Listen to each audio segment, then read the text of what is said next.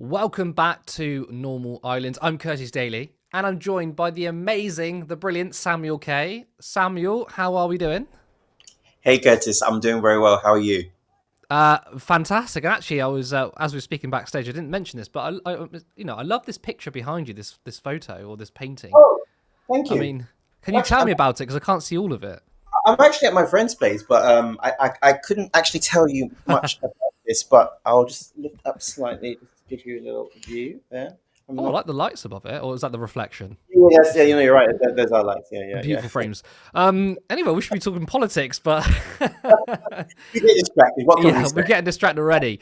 We've got a good show. So coming up on Normal Island tonight, we've got Jeremy Corbyn's alliance, or the Independent Alliance, hold Keir Starmer to account on genocide.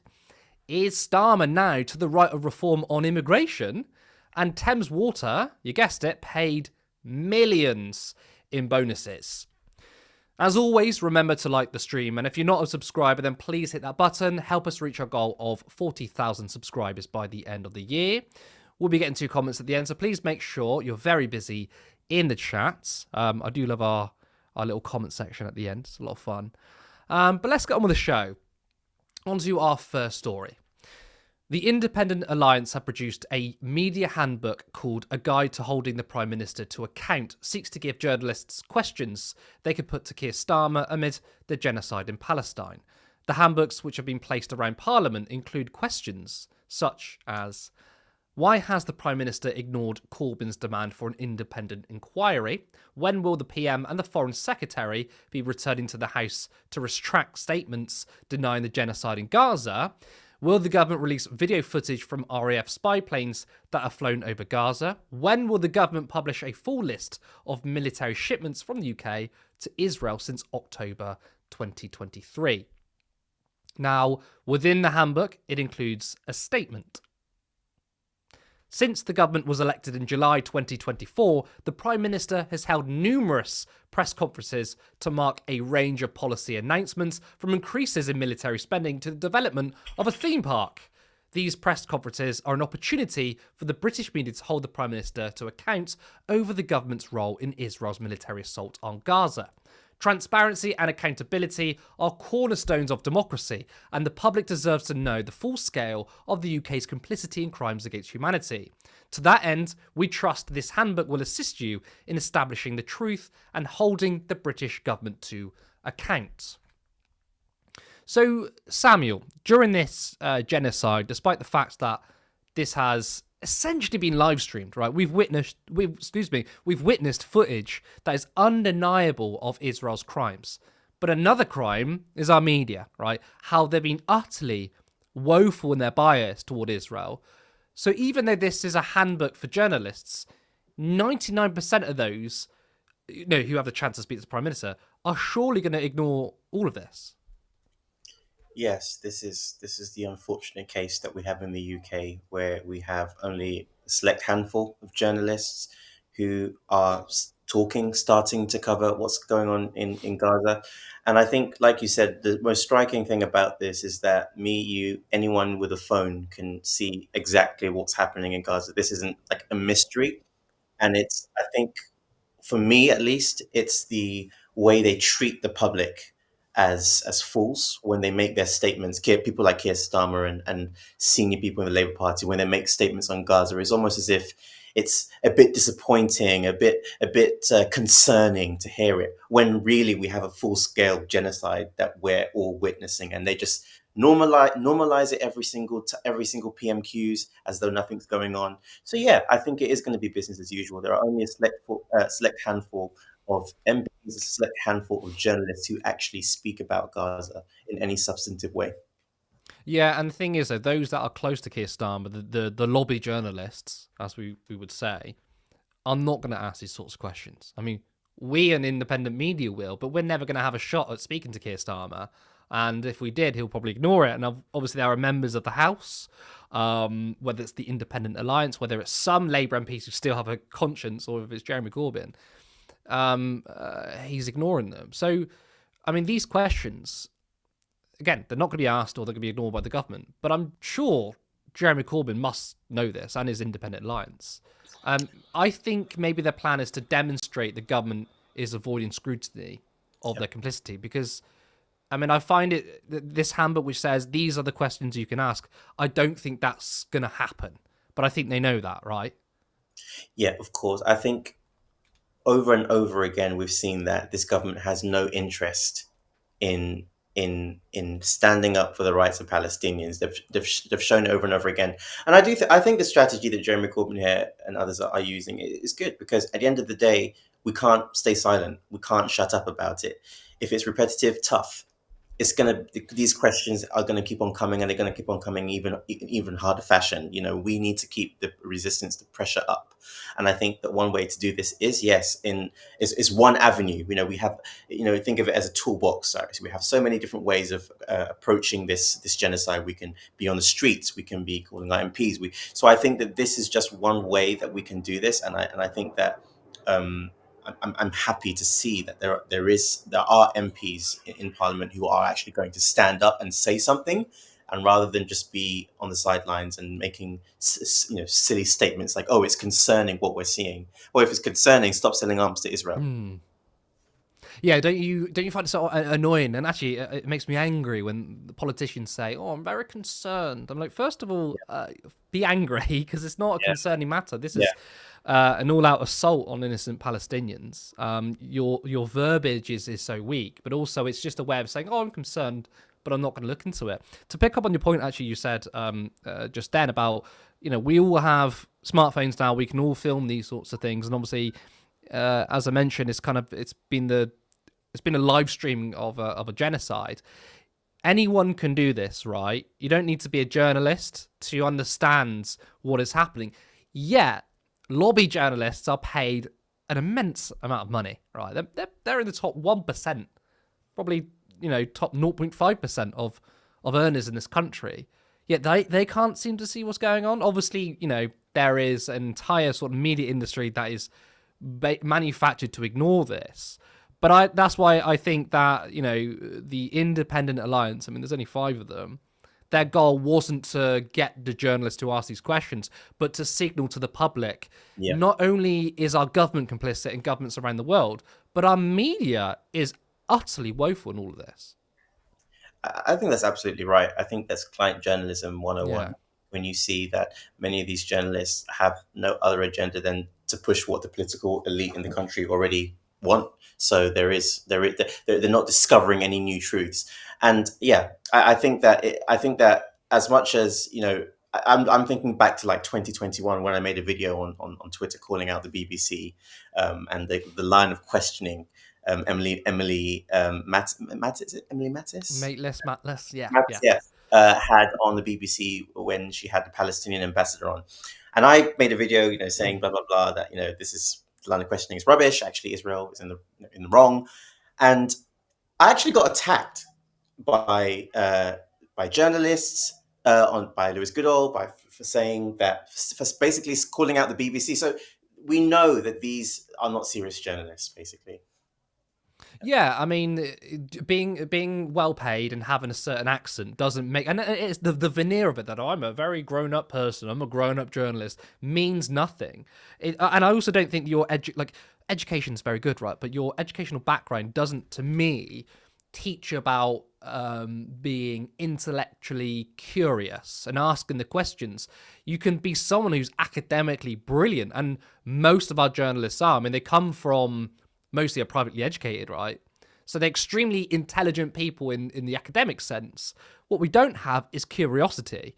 I mean, I take, when it comes to the media bias, I always take Noam Chomsky's sort of line, which is that they're not self-censoring. They're not in the heads going, "Oh my god, how can I be biased?" They're there because they have the certain views they have, and they Yeah, wouldn't be working at the BBC or they wouldn't be working in the corporate media if they were more intellectually curious. it's But it's yeah, interesting that you were attacked by people like Lewis Goodall and the mainstream journalists. yeah. I mean, it was actually, and there's also another lady in the media who's more sort of like she calls herself a Labour centrist. I would classify her as right wing, but she actually led the attack. I can't actually remember her name, But yeah, to me, that kind of solidified at that point that yeah, these are client journalists. This is not serious. Yeah. Okay, well, we are going to, it's because 10 to 8, so we're going to move on to our second story. Now, as you are all aware, Keir Starmer announced his mission to reduce immigration. But what caused uproar wasn't really the policies or the goals, but rather the rhetoric. Keir Starmer's speech was compared to Enoch Powell, echoing some of the exact same talking points. It was so right-wing that even apparently Nigel Farage attacked him. Nick, what reaction are you picking up to Well, the Vic, measures? it's interesting that you said to Jackie Smith there, you raised the concerns amongst some in the Labour Party that the Prime Minister was echoing the language of Enoch Powell in his notorious Rivers of Blood speech in 1968. And it's interesting, I caught up a few hours ago with Nigel Farage, and you know, it's not rocket science that some of that speech was aimed at answering the threat from Reform UK in the local elections. And Nigel Farage thinks it was a big mistake, he says, for the Prime Minister to echo the language of Enoch Powell. He talks about how it was a strategic mistake, and he told me the use of that language was not in Keir Starmer's interest. It's a catastrophic mistake that will divide the left for years to come. But it's not just Farage who has gone after Starmer. Reform's Anne Widdecombe called for exceptions on migrant workers in the care sector.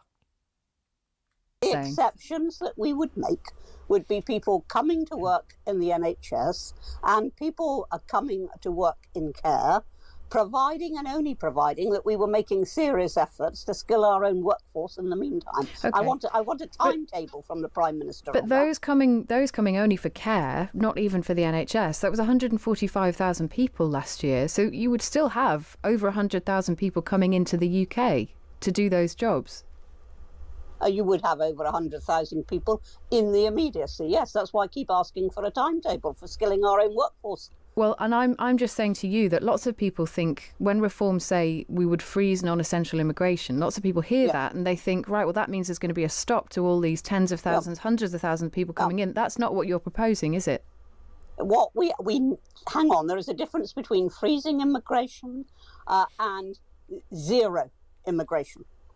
And we have never signed up to zero immigration.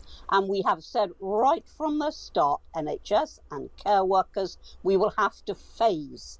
But we will phase. And that's why I say again, very boringly, I want to hear from the Prime Minister what the timetable is for skilling our own workforce. Yeah. I mean, that's surprising, isn't it? You know, we've got Nigel Farage attacking Keir Starmer. We've got Anne Widdecombe, of all people, attacking Labour and this is for not protecting essential migrant workers and coming up with a plan to phase them out. Now, don't get me wrong. I mean, it doesn't mean that Anne Widdecombe and Farage are left wing on immigrants, but notice how Keir Starmer in his speech essentially said we need to radically reduce immigration. He didn't even ring fence care workers. And you've got Anne Widdecombe saying, hold on a second. I mean, I think this is really wild. I think we've lost Samuel, actually. Because he was here and he's disappeared. I'm sure he will be back. We'll try and sort that for a second. I thought I would, sorry to cut in, I thought I would come in as producer and just sort of co-host for a second so that you've got somebody to ask your questions to until Samuel gets back, if that's all right. Yeah, so, I mean, my question then, if, by the way, everyone say hello to Cog. I mean, we got through one show without any tech errors. And now we're back to normal, so don't worry, guys, we're back to normal. I mean, what do you make then, Cog, of Nigel Farage attacking me on rhetoric, and Anne Widdecombe attacking Keir Starmer, both on immigration, seemingly to the left? Yeah, I think you could look at it two ways. I think you could look at it as Keir Starmer has outflanked them to the right, or they've outflanked him to the left. However, I think the determining factor here is that when Nigel Farage or Anne Widdecombe say they want to fund the NHS, I feel like the majority of the public would believe them, right? When Keir Starmer, or even just their base, would believe them. But when Keir Starmer comes out and attacks immigration, no one believes it. No one is sitting here going, oh yeah, well, obviously, It's that that Keir Starmer's outflanked them to the right, and he believes in clamping down on immigration. Not his critics, not the people who, not his critics, not his opponents, not his supporters. Like no one believes that that is actually his position, and so it's sort of safe for them to attack him. And I think it does a lot more damage to Keir Starmer than it does to Anne Widdecombe or Nigel Farage by a long shot. Do you I mean, are you able to come on video at all? I'm not at the moment. No, I've actually disconnected my video. Okay. Apologies. All right. So, I mean, look, I think in terms of Farage, I think it's clear that this is strategy. Obviously, he supports this in principle, right? I highly doubt he's attacking Starmer because he thinks it's wrong. But, I mean, do you think his intervention was that actually he's worried that Starmer could potentially win over reform voters, and maybe it's in his interest for Starmer to not sound so reactionary on immigration? So by attacking him and saying, oh, this isn't good for Labour, maybe he wants Starmer to revert back to a more progressive stance, giving more clear water between reform and Labour on immigration. Sort of a reverse psychology. That's what I'm thinking, a reverse psychology sort of thing. Yeah, I can see that being a thing. However, I don't think that he's too worried about Starmer winning over reform voters, because the evidence seems to show that most people who are voting reform, are former Tories. That's not where the base of Labour support is draining off to. The base of Labour support is draining off to the Greens and the Lib Dems. Regardless of what you think of the Greens and the Lib Dems, they are nonetheless where progressive voters are going to, flocking to in mass. I do think that we should never take at face value what Nigel Farage said is good for Labour. I feel like you've got to be extremely careful, because I mean, particularly when you're dealing with the far right, because you've got to remember that Nick Griffin, the former leader of the BNP, claimed that he voted for Jeremy Corbyn in, I think it was in 2017, right? Obviously, absolute rubbish. When you're dealing with your political opponents like this, you have got to bear in mind they don't use language the same way we do. They're not interested in in the ins and outs of it. They are just thinking about, like, how is this going to be perceived and what power can this give me within our current political environment. But nonetheless, it's not good for Labour. No, but then okay. So what strategy is Farage playing here? Right? Is he one trying to say, wow, actually, like this was quite radical? Maybe if I make reform look a little bit more moderate, shall we say, to get broad appeal, does he see that actually there's an incentive to attack Starmer from the left, or is it my original point, which is that, look, it's unlikely that, and evidence shows it's unlikely that Labour are going to win back reform voters by going right wing on immigration. But it's very much in reform's interest if Labour are more pro immigration, and maybe that is his strategy. That's why he said, "Oh, look, it's not good for Keir Starmer. He's dividing the left or whatever." And I don't think that's going to sway Keir Starmer, by the way. Yeah, I think highlighting it actually does help Nigel Farage, because it divides Keir Starmer's base even further. As soon as any kind of commentary on it, whether he said he supported it or whether he said, but if he turned around and said he supported it, of course he would risk losing his base. So the best thing for him to do is to highlight it by going, "Isn't this awful? Look what Keir Starmer's doing." And yeah, that creates problems for Keir Starmer's base, because then his base will attack him. I'll let Samuel jump in and let you switch back to the ordinary. Yeah, let's switch back. So sorry about that, guys. Sorry for this. Bad internet connection. Bad internet connection. And also, I have a quote. I'm trying to find it here. Someone basically said that right wingers hate Keir Starmer because he's cosplaying as a right winger, and left wingers hate him because he's also playing as a right winger. So he's basically winning no one, and he's basically trying to chase a non-existent constituency. The people who are the base of Labour do not want him to be attacking immigrants. Like, people who support Labour want to see him go further by taxing the rich and raising funds by going after the powerful, not demonizing some of the most vulnerable groups in society. I mean, what? Okay, so what do you make of? I mean, I'll ask you the same question I said to Cog. What do you make of the fact that you've got Nigel Farage attacking Keir Starmer, and Anne Widdecombe, and Anne Widdecombe went off to Keir Starmer by saying, "Look, I mean, we want to protect, at least for now, essential workers like social care, and it's ridiculous to say we need to bring down immigration in essential with essential workers. At least Reform want to." Phase it out. So we rely on migrant workers and social care, slowly phase it out as we build up British people, those that are born in this country, for these jobs. Now, again, it's not particularly a left-wing idea, but Sure.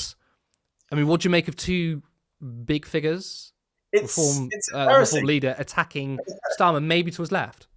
It's embarrassing. It's what it is, right? As a left winger, I'm embarrassed that the once great Labour Party that stood up for immigrants, stood up for workers' rights, is now giving a speech that is akin to Enoch Powell. I mean, it's embarrassing. And then, like you say, having these figures, having Anne Widdecombe, of all people, come and act as a voice of reason. The country's fucked when you have figures like that being the voice of reason in the room. Yeah. And, Curtis, we were speaking before the show just about I think his name is McSweeney, right? Morgan McSweeney, that's right. Yeah. Yeah, McSweeney's the chief of staff of Labour at the moment, and I think he's a complete control freak. It's been noted that he's part of what's called Blue Labour, which is this ideology that essentially is a Tory ideology, basically. Blue Labour. I wonder what colour represents the Conservative Party in this country. I wonder if that has any. I've always wondered that. Like, if they're going to say it, why Blue Labour? It's strange. But the thing is, though, with that, right? It's not. They don't even adhere to Blue Labour, because the idea behind Blue Labour is kind of social conservatism, but left wing on economic policy. Yeah. Right? They've taken the worst bit of Blue Labour, which is just the social conservatism. They haven't even kept the popular bits. Yeah, exactly. Yes, and if you wanted to be super critical, maybe you could even argue that perhaps Blue Labour was always a scam, right? Like right wing ideology. So, yeah. When you start hearing about, oh well, we're socially conservative. I'm not saying always, but oftentimes when you hear that, it's a starting point to start dividing groups, stripping groups away from each other. It's like, oh well, I'm socially conservative. I don't believe that trans people should be included in this, or I don't believe that gay men should be. No, it's the start of stripping people away from each other, atomizing different groups, and making the in and out group, which is fascism. So, in my view, Blue Labour has always been a scam. It's kind of like, you want to exclude gay people and trans people, and then do social programs. It's not, and then do socially, economically progressive programs. It's not going to work, because you've got this dichotomy of in and out group, and it's always going to cause tension. Let me ask you then, what's the strategy here? Because let's be honest, Nigel Farage and Anne Widdecombe, they don't object to these policies through principle, right? Especially Nigel Farage, right? His entire career has been about radically reducing migration. Clearly, there's a strategy at play. But what strategy do you think it is? Now, I said to Cog that basically strategy number one is that Farage is maybe a little bit worried that Keir Starmer is sounding quite reactionary on immigration. And he's saying to Keir Starmer, oh, don't do this. This is not good for you. This is not good for the left. Because he wants to do sort of reverse psychology where Starmer then goes, okay, maybe I'll sound a bit more progressive on immigration. That benefits Reform. So then Reform could say, oh, look, Labour are out of touch or whatever, right? That's strategy number one. Or do you think that... actually, look, before I go to the second one, I want you to respond to that one. Do you think that Farage is doing reverse psychology? Do you think that he's pretending to say, look, this is actually really bad for Labour, because he's worried about maybe Labour somehow bringing about Reform voters on immigration? Not particularly, no. I think I'm not too sure. I'm not sure how strong those criticisms of Starmer really were, but I don't think it's reverse psychology. I don't necessarily think it's that. Do you think it's potentially then that maybe in terms of rhetoric for Farage in this current sort of debate, that he felt like he maybe went a bit too far, and that Reform, who clearly they're not a niche party anymore. I mean, they're polling at over 30%, right? That maybe he wants to himself make reform sound a bit more moderate on immigration for more broader appeal. Again, they're not more moderate on immigration than the Labour Party. But do you think actually by saying, okay, we need to reduce immigration, but him using words of Enoch Powell, this is a bit too far, and that Farage is saying, actually, I represent the entire country. Do you think that maybe he's doing that? I think it's more the latter. I think that this is what happens when you don't have ideology to define yourself. You just start to fall by the wayside. You can start to copy other people, and then they can start to position themselves as the mainstream. And I think that is what's happening. I think that it's one could almost think that like Labour is sort of in on it. Keir Starmer's in on it. You would think that, though, wouldn't you? It almost feels that they're trying to throw the Well, election. well,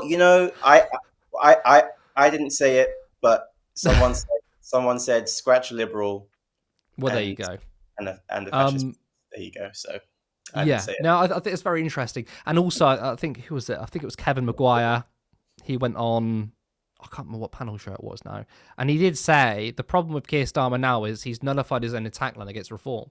If at any point he wants to say reform are divisive, are racist, or xenophobic, right? He made the point. He can't do that anymore because Nigel Farage can say, hold on a second, weren't you the guy that literally quoted Enoch Powell? Yeah. And he'd have a point.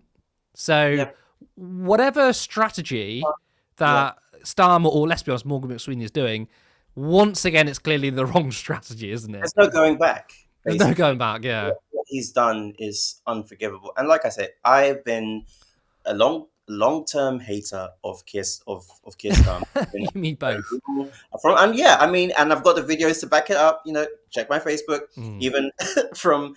Even from Rebecca Long Bailey, when excuse me, when there were the Labour leadership was going on, I was fully supportive of Bailey. The problem, like you said, is been correctly identified. He has nullified everything that he could possibly return as some sort of rhetorical comeback to Nigel Farage, in the sense that he is ceding the ground, completely ceding the ground to, you talk to people, and I do. I have friends from, I have people I speak to from a lot, different parts of the country, and you get the sense from communities all over the country that it's shifting rightwards. It's shifting rightwards because the people who are supposed to be responsible for creating good narratives about how to keep us together, moving as a country, about talking about economic vision, economic plans.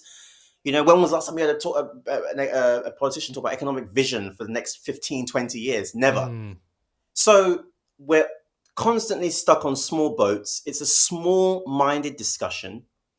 And like you said, because he's ceded the ground to Nigel Farage, he is the one. It's like I think a commenter said in the chat that it's true. Imagine being schooled by Nigel Farage. This is where we're at. So when you don't cultivate your own vision and ideology, and you cede down to the right wing, this is what happens. And I think, obviously, Starmer is now pushing the Overton window even more to the right. And it matters when a seemingly progressive party does something reactionary rather than a right-wing party, right? Because when the so-called left does it, you are pushing that debate. But that doesn't... And I don't know whether they understand this or not, right? But when you try and meet them at where they're at in terms of right-wing parties, right, they don't suddenly go, oh, well, you know what, you're right. Okay, let's do sensible politics now. They're just going to push the envelope even further. An example, Keir Starmer says you have to speak English if you come to this country, right? Now, yes, I want people speaking English when you come to this country, but you do that by inclusion, by community building, and you do that by investing in English lessons, right? Although Keir Starmer isn't interested in that, he's trying to say you should be speaking English when you come here, right? Now, that signals a lot of red meat to Reform voters. Rupert Lowe, what did he say? Did he say, oh, that's good from Keir Starmer? He goes, this is twaddle, migrants that come here should be already fluent in English by the time they settle down. Already, they should just push the envelope. Shakespeare by the time they should know Shakespeare off the top of their head. And every single time the Labour Party goes to the right, you will get Reform or right-wing politicians go, Actually, that's a load of rubbish. It gives them license to be even more right wing. That is why I think I was saying to our Turn Left WhatsApp group a while back. If you were to look at politics in a purely utilitarian perspective, right, we were in a better place when the Tories were in government and Jeremy Corbyn was opposition leader than Keir Starmer as Labour Prime Minister. Yeah. What was happening when Jeremy Corbyn was opposition leader? Boris Johnson was uplifting benefits, was talking about investment, was talking up the climate crisis. Again, they weren't particularly strong on these policies, but that was the rhetoric. Theresa May was talking about self-ID. That was where the political debate was when Jeremy Corbyn was opposition leader. What do we have now under the Labour Prime Minister? £5 billion worth of benefit cuts, scrapping the two-child benefit, or refusing to scrap the two-child benefit cap, the winter fuel allowance being removed, the Supreme Court, with their transphobic ruling, and basically Labour completely capitulating to it. And now their rhetoric on immigration.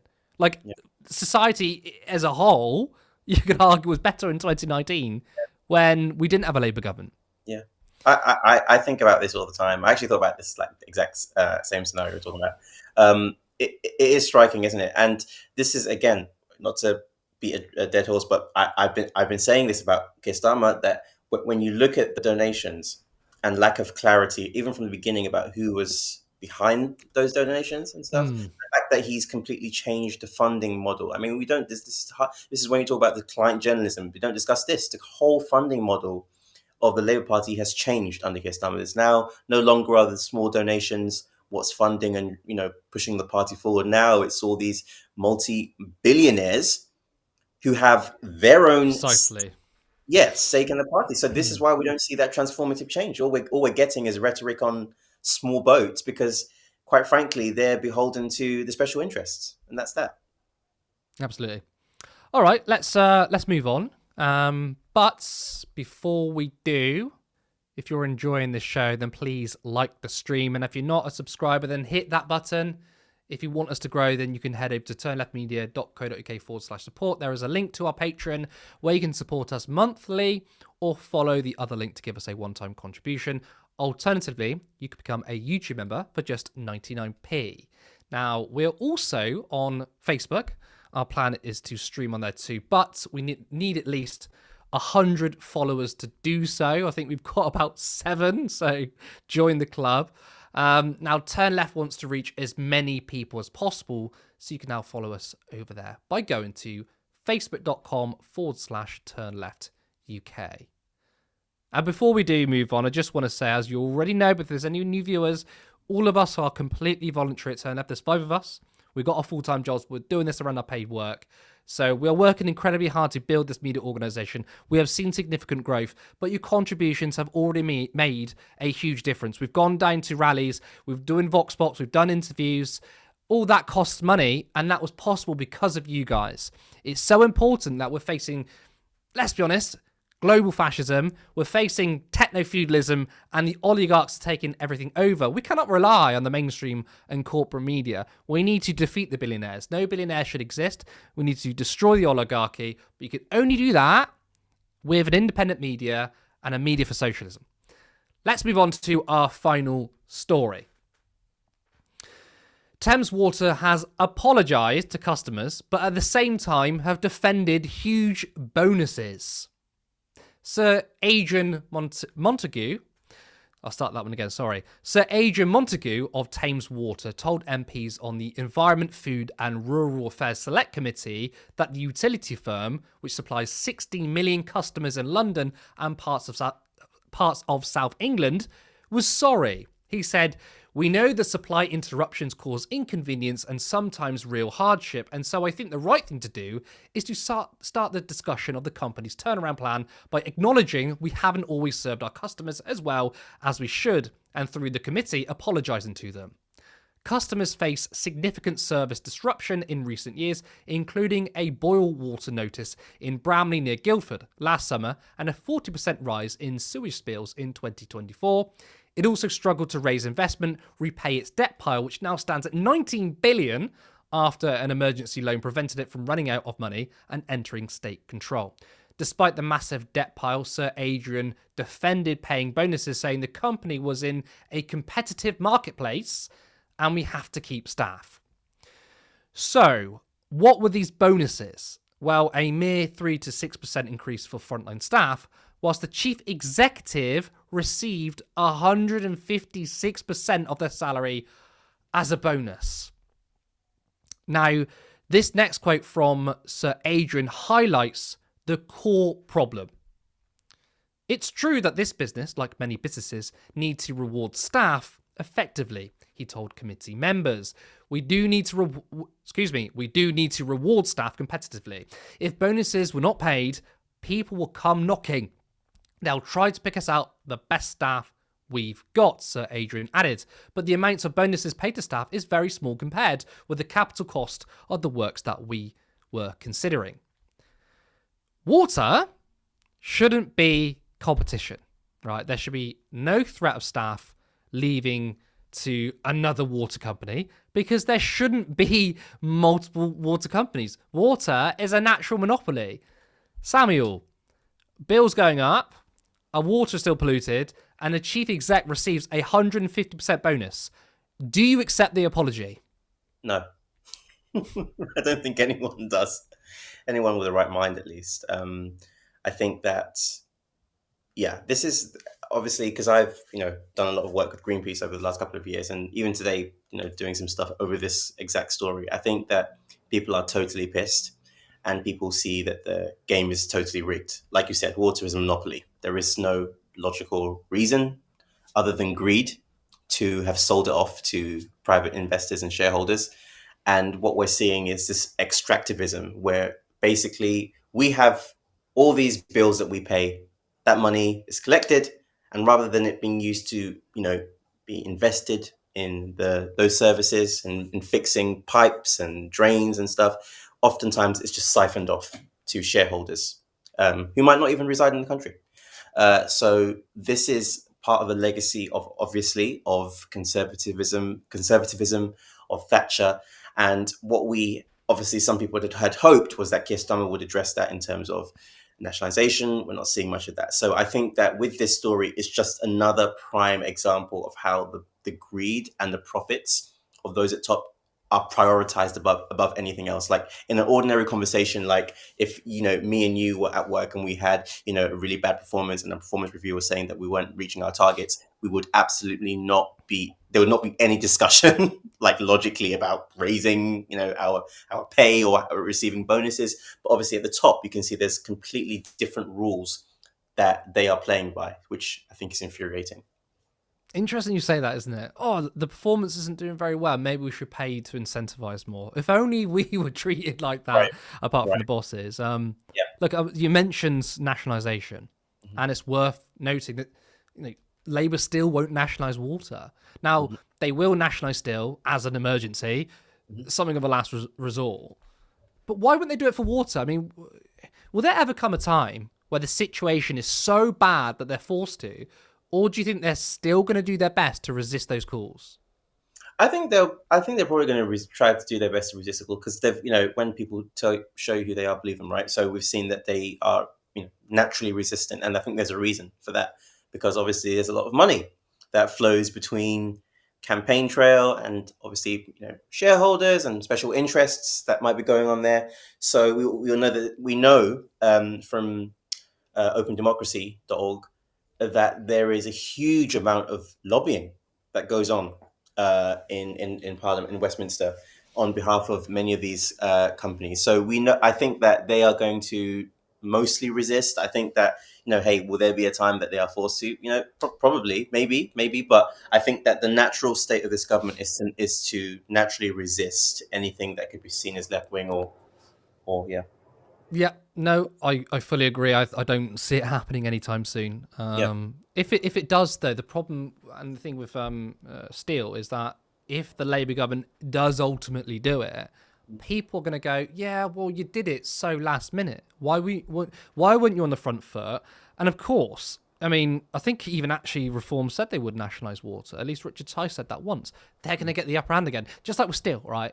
Yeah. Steel should have been nationalised straight away. Yeah. Reform are getting in there, with Unite's union literature, dressed up in the uniform, saying Labour need to get a hold of this, right? If Labour do it, That just looks like reform forced them to do it. The problem is Labour, even if they make the right decision, which is very rare, if they end up doing it, it'd be so... our water is obviously terrible. It's an emergency situation, but it'd be so catastrophic that people could go, well, I don't really praise Labour for doing it. They should have done it anyway. Yeah. But of course, they have no politics.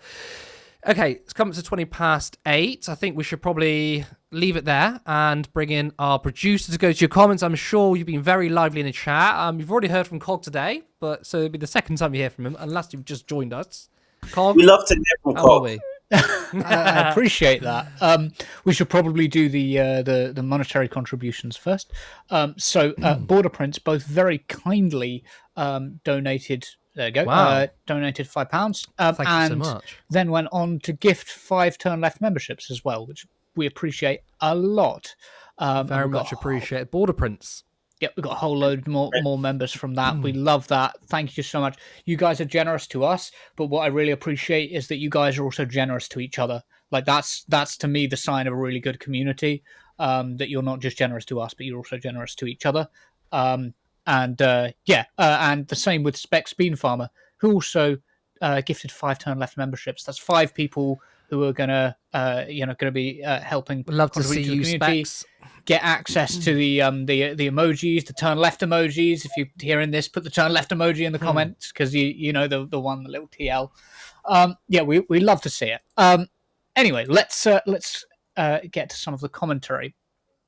So, first of all, with regards to the first story, Jacqueline said that those journalists aren't going to ask those awkward questions about Gaza because they don't want to lose access.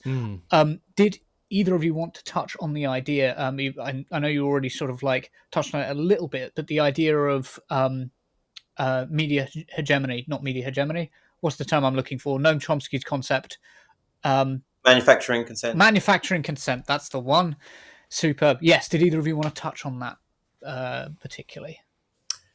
Yeah, I mean, I would just say that that this is client journalism, and I think Curtis made a good point earlier about this is how the filtration system works. That it might not even be that these journalists are maliciously sitting there, rubbing their hands, saying, "Aha, we're going to not talk about Gaza."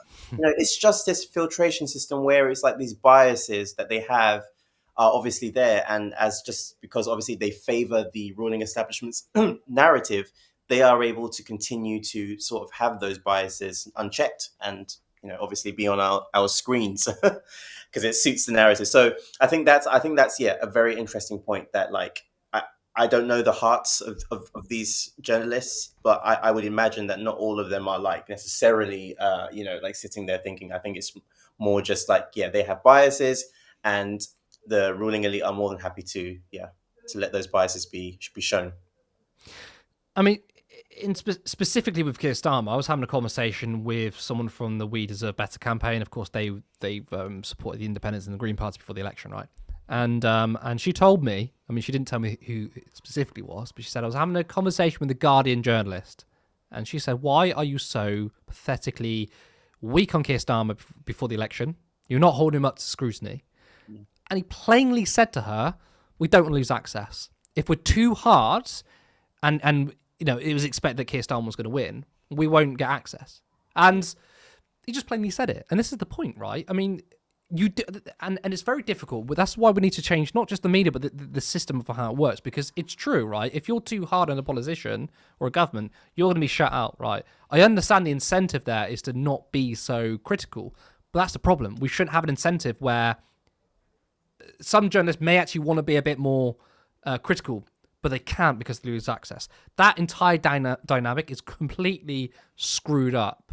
But I think, though, if the entire media was critical, right, then suppose the people in power would have no one else to turn to, right? If The Guardian was just as critical as Open Democracy, for example, and the rest of the media were the same, then Keir Starmer can't be like, right, I'm not giving you access, we're going to give them access, because there's no newspaper or organisation that gives them a soft touch. It kind of like, if they're all critical but one organisation is soft, they kind of ruin it for the rest of them because they're like, we're going to go with those guys. But yeah, the entire system is utterly broken. it does remind me of Trump, because Trump is more actively doing this by revoking the White House press passes for journalists who are too critical of him, or organizations that are too critical of him. I believe Reuters specifically for it was over the referring to the Gulf of Mexico as the Gulf of Mexico rather than the Gulf of America. Yeah. And they had their press pass revoked. Just Pathetic stuff. like there's manufacturing consent, and then there's just like enforcement through bullying. Like Chomsky's work doesn't go far enough in covering Trump, but that's not his fault. It's because Trump and his administration are so fucking insane. yes, it's absolutely true. Edward said, I think it's a document referring to Corbyn's I want to say handout. What was the phrase you used? Handbook, yeah. Guide, Referring to the handbook, Edward said, I think it's a document less aimed at the actual journos and instead is for consumption by the general public, a critique of how the media manufactures consent. I thought this was a pretty good comment, actually. That's something I suspected. I think it's very obvious. Jeremy or the rest of the Independent Alliance never thought, these questions are going to be used, right? I think that's very clear. But I think it was kind of a method to say, not only can we try and hold Keir Starmer to account, but also we can hold the media to account, because they're not going to ask these questions. Rather, independent media is going to cover this. So we're covering it, for example. Yeah. And we know that Jeremy Corbyn is very, very big on independent media. Massive supporter of it. Yeah. So much so that you see him at the end of every stream and every clip on this channel. I was going to say, that sounds oddly familiar. That support independent journalism. Yes. Yes, that's there. That haunts my nightmares. That Jeremy Corbyn jump scare. It gets a bit scary now, but it's not going anywhere. We're keeping it. Okay. So one thing I do really appreciate about our audience here is how our audience will comment and come from different perspectives and will give us new angles to look at. And with that in mind, I wanted to highlight Becca's comment looking at the gendered aspects of this, saying that the undervaluing of care as a vocation is misogynistic in nature. Nursing and care work should be as well compensated. Nursing and care workers should be well compensated for their work, not hedge fund managers and entrepreneurial consultants. I thought that was a really interesting point. I don't know if you guys want to comment on it. Oh, Curtis, go ahead. I think that's a really interesting point, and the misogynistic aspect allows it to more open to attacks, right? Of course, there's an economic reason for it, but if you think about it in an intersectional way, right? When you look at intersectional politics, that kind of compounds it, and that gets overlooked quite a lot. So I think that's a really important contribution from Becca, because it is true, majority of people in care work are women, and It's the same. It's very similar to when I think about austerity, right? Austerity is an economic class issue, but it's also a misogynistic issue, because majority of women are the victims of austerity. If you're disabled, you're more likely to be a victim of austerity too. So all these sort of intersectional issues compound together. So a very important point you made there.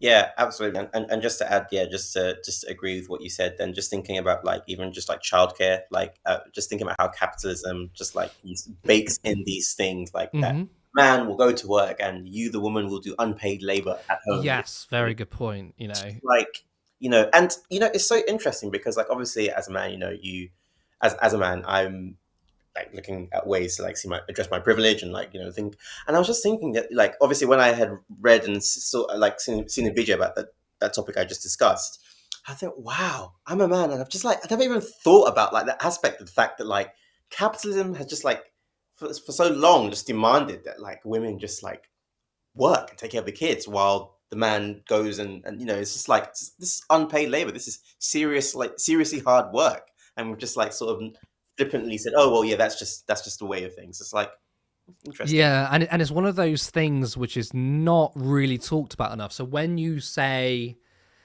when you have this discussion with people and say, look, I think that women should be, and I say women because it's still majority women, but anyone who's a stay-at-home carer or looking after the children while someone goes and gets their paid work, I think they should be compensated for their labor. And most people will give you very odd looks, but if you break it down, right, isn't the point that you're compensated for your labor, whether it's, I don't know, going to work as a Exactly. CEO at Thames Water to try and shit in our rivers while also reaping so much profits, or whether it's looking after kids. Very strange. It's. I mean, one is parasitic, which is being the chief executive of a water company. Yes. Another one, looking after kids, is essential to human development. Yeah, exactly. Okay, you know who else doesn't get compensated for their labour? Landlords, because they don't do any labour. I mean, So- they get compensated enough. They get don't do any compensated. fucking labor. Yeah, they get compensated. Yeah, they extract blood like leeches. I don't know if it's compensation exactly. True. So, So not conversation. yeah. So when I left, when I came in, when Sammy had to leave briefly, we had a couple of comments that made me laugh. As soon as I appeared, Jim commented and said "random coggage," and then Rachel put, "Oh, is Cog having a bad hair day?" Yes, I am. Yes, I'm always he having is. a bad hair day. And then Cog sitting there naked confirmed. How did you know? Like, How did you may be laughing, right? But us people behind the scenes, we have to see it all the time. Help us. Yeah, they can see everything. Right, let's go. Okay, Moving on. moving on. Yeah, moving on. And actually, there is a bit of a link because taking your clothes off, going swimming. There was those. There was a an event that happened. I think it was like a triathlon swim, where most of the participants had to be treated for like sicknesses after the triathlon. And I think this is fairly common now, where people are struggling to find places where they can hold events, because so often the athletes are getting sick because they drink the water, and I mean literal sewage water being pumped into our rivers and lakes is horrific. And with that in mind, William said that there's literal shit in his Wow. tap water. It is absolutely wild. William also put in the comments that they're currently surviving on bottled water. That's Like, awful. yeah, how have we got to this stage? That is so bad. And I think what's really sort of befuddles me is that I want this country to be a world class nation. But to me, what does a world class nation look like? It looks like incredible public services, high speed rail, cheap but good quality housing, clean waters, exceptional health service, right? And you get, and this is conservatism, whether it's through the Labour Party or the Conservative Party, this neoliberal austerity economics, which allows this kind of thing to happen. They love to try and talk up the country in ways of patriotism, right? And if you criticize the country, they'll say you just hate this country. But do you not think politicians, right? I know they're bought off. I know, I get it. But do you not think there's a side of them that thinks, I want this country to be world class, and I want to be the one that delivers it, you know? I want to be that politician who said, do you know what? We've made excellent healthcare, excellent public services, clean water. Look at me, I did that. Do you not think, just even from an egotistical or selfish view, that they would want that, but rather they would preside over a country with shit in our waters, our healthcare being degraded, and nothing fucking works. And apart from a handful of cities, especially London, everything has been left behind. The high streets are disappearing. Small businesses are pretty much non-existent in the high street. Just boarded up buildings. Everything looks like a fucking state. Yeah, I mean, yeah, I think that the mistake from like our perspective looking at these people who usually rise at the top of these like political parties, especially most of the time, not all the time, most of the time, are people who shouldn't necessarily be there, right? They're not there because they want to improve things. They're there because they want to have name recognition. They want to say, I became prime minister. Like, I think in a lot of ways, like obviously we look at politics and we, look at it through legislation about how to make substantive changes to people's lives and stuff like that. But I think that we have to remember that like a lot of people look at it in very different ways. Some people, I've been thinking about this a lot. Like some people could look at it in the sense of, really? I could maybe I just have to lie, do a few things and I could become prime minister?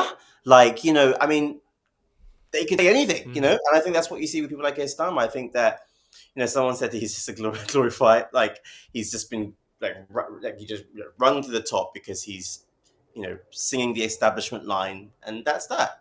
He's prime minister. That's that. He what when you think about Jeremy Corbyn's like fight and everything and what he had to go through, look at how he was just like sort of handed Labour leadership. Like a silver platter, wasn't it? It was all Yeah, very meticulously yeah, planned. very very done, sort of like very easy and very So there you go. It shows that when you have power backing you, it's a lot easier. And I think that unfortunately a lot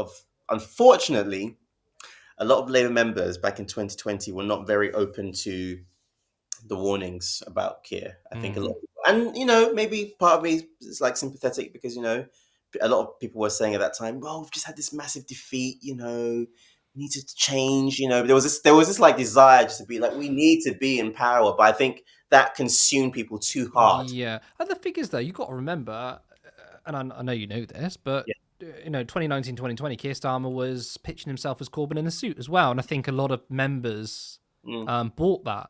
Yeah. I didn't buy that because I was so skeptical of the Labour machine that what they did to Jeremy Corbyn, it was never going to be easy to get another left-wing leader in. And the fact that basically Keir Starmer just came out of nowhere, and I also, I'm not going to lie, I think you pick up on these sort of signals, the way he speaks, the fact that he was director of public prosecutions is very much within the establishment. So I was like, I do not trust this guy. But I don't particularly attack people who were like, no, I want to give this guy a chance because maybe he could be a social democrat, maybe not entirely Corbyn, but at least can lead Labour to victory on a fairly centre-left platform. I don't denigrate too many people like that. I do just want to say that I never fell for it. Yeah. No, certainly not denigrate at all. I just feel like I think there definitely have been signs. For example, like with the chicken coup. He was part of His main position, I thought, was to undermine Corbyn. Yeah. I just think that Sir Keir Starmer. Yeah, I mean that's probably the main giveaway, isn't it? Right, not everyone else. He's a fucking sir. Right. It's just like no. So I'm in the interesting position of being somebody who did vote for Keir Starmer in the 2020 leadership election. Yeah, he has to get 30 lashes every single month for it, though. Yeah, I know. It really sucks. We forgive you, Cog. We forgive you. Most of the money is going towards plasters that you donate to Turn Left. It's going towards plasters. Why haven't you got a studio yet? Well, poor Cog's back. Right. By the way, we do no violence. Cog isn't getting whipped. Yeah. Right. Just put that out there before someone clips us and says, Turn Left treats the staff. I am very well. We're treated very well. Why you felt at the time it was like Yeah. So I at the time I think I'd got a little bit too used to politicians with Jeremy Corbyn at the helm. I'd got too used to having a Labour leader who actually said what they believed and what they said was what they were going to do. I was used to them pushing progressive ideas, and I kind of got the impression that we'd sort of come to a consensus that austerity was bad and we don't want another era of austerity, because Boris Johnson was kind of a bit anti-austerity. He was like a bit pro-investment. So I was like, okay, this is probably, he's promising like Corbyn in a suit. Yeah, why not? He's a human rights lawyer. Give it a go. Biggest mistake I ever made. Biggest mistake I ever made. I thought very similar to you, though. I was like, clearly the consensus was a break from austerity, right? That is why Keir Starmer's saying this. And I bought that in a sense that I didn't think... I expected Starmer to pivot to the right. I expected to try and do more right things out of the public eye, right? But I didn't expect Labour to be so right-wing as it is today, because I didn't think they would get away with it because Jeremy Corbyn had pushed the debate. Yeah. So what has surprised me about Keir Starmer is how far, I'm not saying he's far right, but far to the right he's pushed Labour in such a short space of time. I'm not surprised about all this, the candidate stitch-ups and all that sort of stuff. I fully expected that. But, in 2020, if you said to me, Keir Starmer is cutting benefits, like £5 billion worth of benefits, is going to, use Enoch Powell's line in an immigration speech, I would have said, I don't think that's plausible. Yeah, you'd be like, I don't believe you. There's no way he'd go that far. Yeah. But he, to talk about him flipping is putting it mildly. Like, oh my god. I did want to just touch on something that Curtis said earlier. The idea of loving your country. there was an anti-Brexit cartoon back in the day that was a mock-up of that old "What were you doing during the war, Grandad or Dad?" I can't remember what it is. And it was like, "What way did you vote in the referendum?" What way did you vote in the referendum, Dad? And the dad's replying, "Shut up and eat your rat, son. Shut up and eat your rat." I do feel like we are, as a nation, ignoring all of the problems, and we don't realize how rapidly we are descending in terms of our conditions, and whether or not we are actually able to class ourselves as a developed country, especially in comparison to the speed at which a lot of countries that formerly would have been part of the global south are catching up and developing. Like a lot of the infrastructure in China, for example, is far more impressive than anything we've got here, particularly with regards to transport. And we seem to, rather than determine how much you love your country on, whether you want the best for the people in the country, we do seem to determine our nationalism on, our nationalism. Sorry, our how much we love our country by, are we wearing the right colour flower in November? Yeah.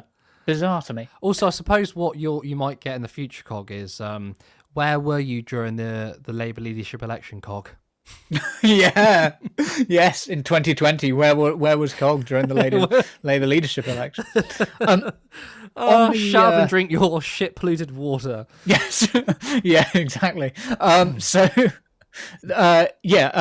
On the Thames Water business, Alice said, quoting the CEO, competitive market Skill issue. Sounds like a you problem, babes. And I agree. And it is interesting how capitalism is all about competition until somebody at the very, very top seeks to lose out. And then suddenly the market is ready to intervene. The state is ready to intervene in the market. Well, it was obviously, as we did that section, that monologue, I mentioned there was a £19 billion bailout. And that's what happened. Look, okay, when we talk markets, right, when it comes to monopolies, you simply cannot have a market, though. This isn't a left or right position, in my opinion, right? It's not say, I support this position because I support these particular outcomes, right? I'm a left-winger because these policies are going to benefit the working class, right? Whereas a right winger can say, I support these policies because, they won't admit it, but it's going to benefit the wealthy, right? In an objective sense, you could say there's no right or wrong answer, just how you can say you can't fix or break the economy. You can just make an economy that serves one or the other, right? But when it comes to nationalisation, there is literal no logical reasoning behind privatization. And that competitive market, the problem with Sir Adrian said is that, well, we need to start paying people loads, particularly chief execs, right? Because we're in a competition here. And it's like, you should be in a competition when it comes to fucking water. There should be zero competition, right? You should be providing water, and that is it. It's very simple. Yeah. Yeah, no, I totally agree. Good. Yeah, I think, I don't know. Do I agree? I think maybe everybody should have 8 taps in their house that should all be connected to a different water network. And you should use the water, of the company that's giving you the best price for the... It's such a mess in terms of thinking about it as a market. It's nonsense. What we'll have is... I don't know if anyone has seen the latest Black Mirror series. I've not watched I was literally just thinking exactly what you were talking about. The first episode, right, where it's oh no, you can subscribe to Water Plus. And Water Plus means you're only going to get 50% shit in your water. Well, actually, it will start off with, hey, you don't want shit in your water? Subscribe to Water Plus. You do that, and then 6 months down the line, it's right, we're now putting 50% shit in your water, but go premium. It's just a capitalist hellhole, but this is the world that conservatives want, by the way. I don't know if you guys I don't know if you guys can see this nice ringtone. Can you guys you couldn't afford what does that say? Hold on, let me. Nothing beats a Jet2 holiday. Hang on, if I You can save Can you see it? £50 per person. That's £200 off for a family of 4. Can you see it? I can see the thing now. Yeah. Oh, because it was right. If you Yeah, haven't seen it, there's episode. do you want to explain it? Because I probably can't explain it very quickly. So basically, for the people who haven't seen it, it's a Black Mirror episode where if you have any traumatic brain injury and you lose your consciousness, they are able to fix you up in this story with another consciousness basically, and they fix it onto your mind or whatever. And basically, it's really bad because they tell you that it's good. It costs this amount, but actually, there's a hidden fee, because if you want to get it without ads, they will literally take over your brain, and you have to start saying ads. If you don't want that, you have to pay a higher subscription.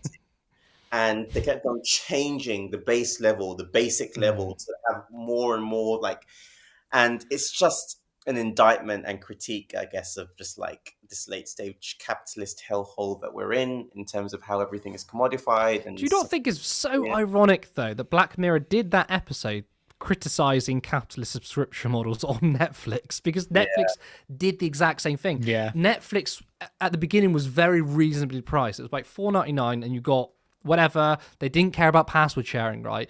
Now it's, oh, actually, you want to stay on this? Fine, you pay $4.99, but you're going to have to, it's only like no password sharing.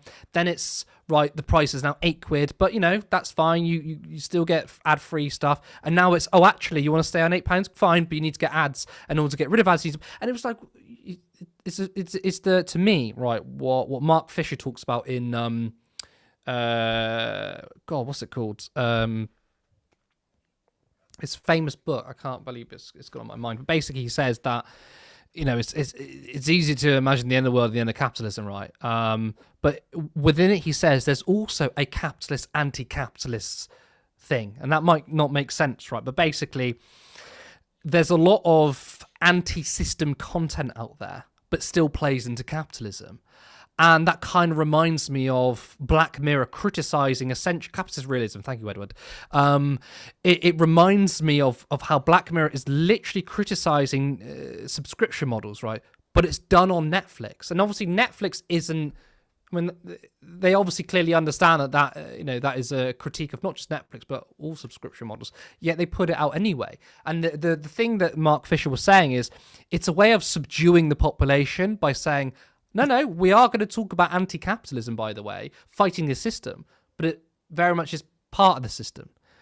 It's like you feel like you're doing a bit of activism by watching Black Mirror, but are you doing activism? No, you're still paying Netflix. But it feels like you're doing activism because you're understanding the system, but you're not going to do anything about it. I butchered Mark Fisher's capitalist realism. I'm so sorry, but I thought I would have put that in there. I don't know if you want to add to anything like that, or maybe clarify it if I didn't explain it very well. Could I actually? Cause I like, as you were saying that about like Netflix and stuff and how they've been like putting up their prices, I could almost hear this like music in the background. I don't know if anybody else heard that music. Could anybody else hear like the Pirates of the Caribbean theme playing in the background? Yes, I could too. Right, just me? Okay. No. I hear it. Too. It's. I think as the prices of Netflix has gone up, the music of Pirates of the Caribbean is getting louder. Yeah. Yeah. Just okay. Yeah. No, it is wild. Samuel, did you want to add anything on that one? Oh no, I'm all right. Yeah. Brilliant. So we got Noffel, friend of the show and regular guest, who said, "Yep, all agreed." Just wanted to give a shout out to Noffel. And indeed, I thought the final comment that I want to end on was because I thought it was an interesting concept. Jacqueline said, "We're going to go back to those days in the Middle Ages where people drank ale or mead because they daren't drink the water, not even when it's boiled or filtered." I have to agree. Have either of you tried mead, by the way? Honey mead? No, really but I want to. Do you know what? I've really got a love for medieval aesthetics, right? And I love a good medieval pub. And there's a place in Prague. It's a real medieval place. Like the people dress up in this attire, right? I know I'm a loser, and I want to. I mean, one day I would love to own a pub, which is just like you drink out of a fucking horn, and you got wooden steins, and I would love to have mead and bread. It probably is disgusting, but I want to sit there and pretend just for just for a while that I'm in the Knights of the Realm. Am I oversharing? Maybe a little bit. No, it's great. Just make sure that you clean the horn out, because a friend of mine drank out of a Viking horn without cleaning it first, and you get really sick, really lovely. sick. Well, we didn't have that woke cleanliness and stuff back then. So. Yes. Sorry, Samuel. Anything to say on the idea of we might be regressing to drinking mead? Nothing to say there. I'm just that hope that we don't. Quite frankly, that the government gets a hold of the situation. But who knows? Who knows with Labour? We live in hope. In which case, we'll hand back to Curtis for the outro. Okay, well, thank you so much to everyone. That is all, obviously, we have time for. Want to thank Carl for producing. Thank you for your comments. And also want to thank you, Samuel, for being a fantastic guest. Now, I also want to say thank you to everyone who contributed. Really appreciate that. You're so generous. But this is how we build up a fantastic community. And again, all this contribution, all this money goes to funding our journalism, funding our tech, funding our Vox Pops, the interviews. You get it. We can do far more ambitious content with your money, because at the end of the day, do you want a media that's owned by the billionaire barons, or do you want a media owned by you? I think we know the answer to that. And if we're going to smash the oligarchy, because I've made this point the last couple of shows now, and every time we do a show, I'm going to say it. We've got an oligarchy to smash. We've got a billionaire class to disappear, because we're going to tax them out of existence. But we can only do that with a media for socialism. So if you're not subscribed to us, please do. Please like the stream, comment on it, tell people about Turn Left, not just online, but in physical spaces, because we honestly, the crisis we are facing, we can't do it alone. And also join the union.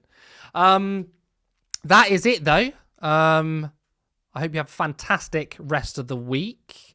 I better plug a website, actually. If you do want to contribute, you can go to turnleftmedia.co.uk/support. There's a Patreon link, or there's a one-off link you can give to us, or you become a YouTube member for 99p. But yes, have a fantastic week. I'm not personally here Friday because we've got a busy weekend, which all will be revealed for our viewers. But thank you again. I'm Curtis Daly, and I will see you next time.